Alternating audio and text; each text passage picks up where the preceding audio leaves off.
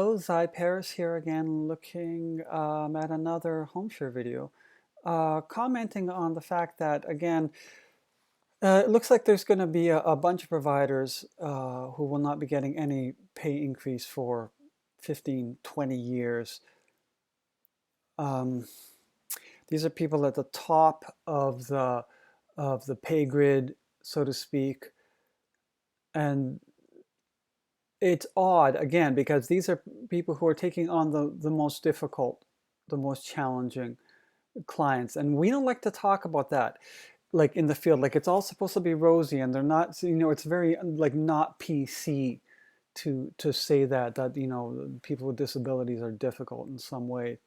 But yeah, this is people with you're dealing with clients with the highest behavioral issues, with aggression in a lot of cases, with it can be extreme emotional dependency, often in combination with any number of medical issues, physical issues, hygiene issues, et cetera, et cetera. These are people then the caregivers who require the greatest degree of education, of training, the highest skill set, the greatest amount of experience, of patience, of personal resilience. Uh, just people who often do not get very much time off. I can speak for that personally. And they can even be very difficult to find people who can come in and do suitable respite. It's often, and this is again, this is stuff that we're not really supposed to talk about in this field. This is work that a lot of people do not want to do. There's a reason why the higher dollars are allocated. So it kind of leads me to question too, the people in CLBC, like, can you imagine that our office managers, even in the organizations who are our liaisons or the CLBC people, do you think they are not going to be getting any pay increases for 10 years or 15 years?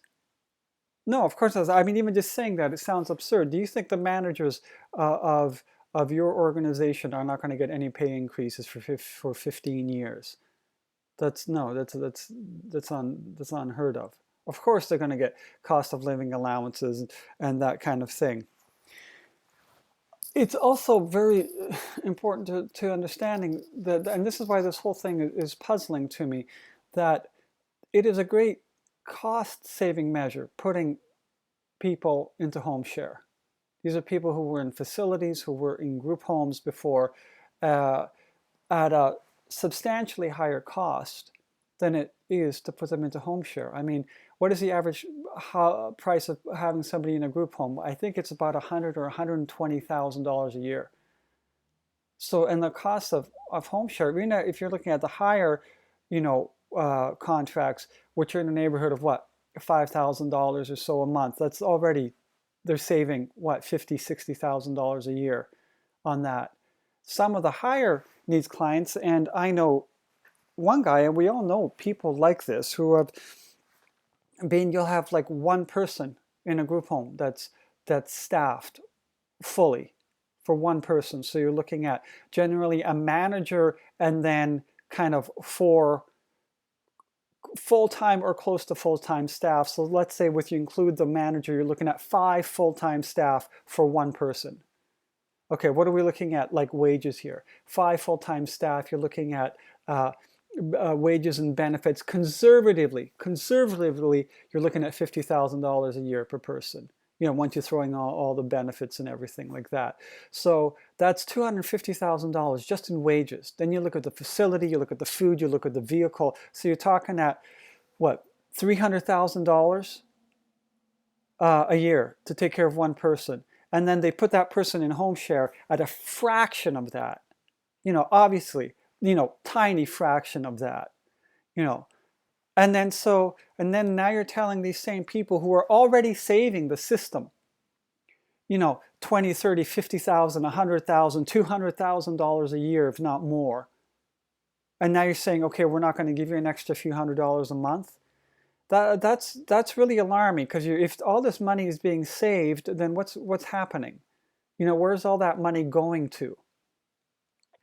Again, it's inconceivable that other people on the front line or in the offices or in the managerial positions get zero increase over 5 years, 10 years, 15 years, 20 years. So why is that happening to home share providers, especially when so much money is being saved from us doing this work? So yeah, I'd really like some answers to that. I'd really like some answers that we're not, people aren't asking for a lot. We're asking for, to be able to keep up with, uh, inflation, basically.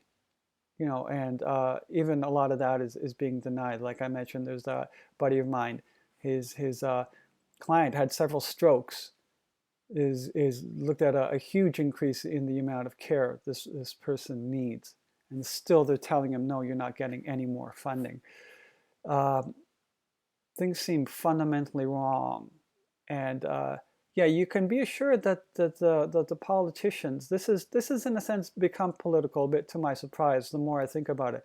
You can be assured that the politicians who make these rulings of how the funding is allocated, that in CLBC, you can be assured that they are not going 15 years and taking on an increased workload and getting zero pay increase. That's not happening there. So then why is that happening to us? Uh, yeah, I'd love to hear what people's thoughts are on this. For now, take care. I will update as more stuff happens in the brain.